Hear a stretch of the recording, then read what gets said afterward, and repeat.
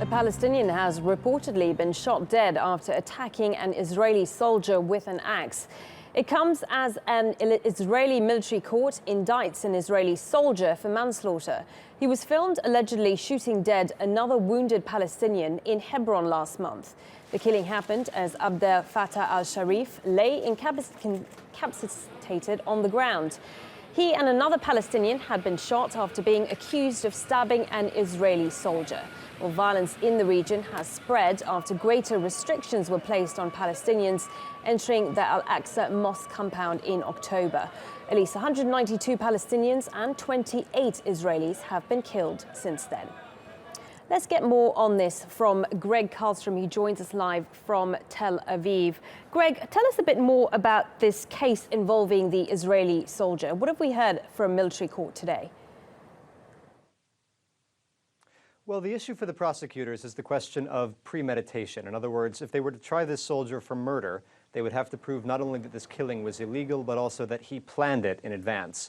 The soldier's lawyers have said that because it happened after this stabbing attack, he was emotional, there were concerns about a possible bomb there, and so they've tried to argue that this was a spur-of-the-moment decision. Now, some would disagree with that. The Israeli army would disagree with that. They've released a statement saying that there was no bomb, there was no concern about explosives there.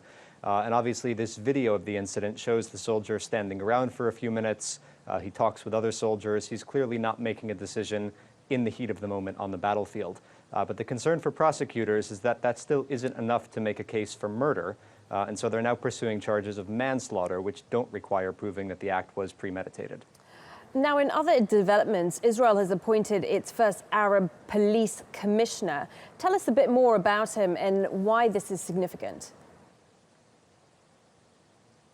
Well, it's seen as a first step towards resolving some very long-standing hostility and tension between the Israeli Arab community, which makes up about a fifth of the population here, and the police force. There have been long-standing complaints amongst Israeli Arabs, both of police brutality. There have been some major protests 10 or 15 years ago against police brutality, but also of police neglect. There are problems in some of the Arab communities here where they're not policed particularly well, and there are problems with murder, with crime, domestic abuse, things like that.